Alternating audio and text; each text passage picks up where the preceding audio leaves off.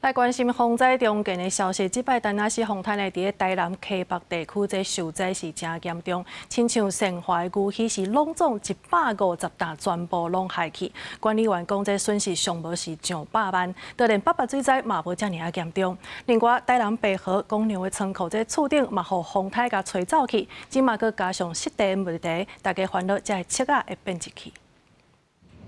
涂骹柜拢是青色铁片，一间一间的单位，拢总互这个风台但那是性格密密麻麻，酸等甲真惨重。这是生化古稀，嘛就是较早咧买卖牛的所在。因为1999年口蹄疫断开，后来才转型做产农业相关的企业，拢总210担，这回上少150担海去。管理员无奈讲，头盖遮严重，损失估算上百万，因望政府通加减补贴，更加希望会当早日搬过甚至。百几家的损害。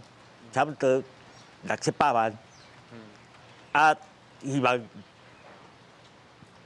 中央哦，甲市政府哦，会当给照帮助。袂当讲安尼营业啊，人其他各地拢总无人看，拢安尼哀求。到帮忙看会当补助看，补助好，阮说阮好过日个无，阮歹过日啦。 目前台湾村西较有规模的牛鱼市集，分别伫咧北港、咸水、甲盛华。本正盛华牛鱼变来开市，总是有真侪人来遮行搭。这回天灾地处台南溪北如苍苍，目前也有3万户，也搁停电。另外伫北河遮有袂少公牛仓库嘛受损，加上大电也未开复，因烦恼无电送风，惊影响到牛蛙变质。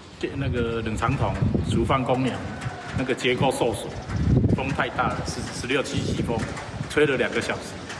它里面存放一些公粮，然后现在没有电，然后屋顶都吹翻了，然后希望政府能够给我们一些补助。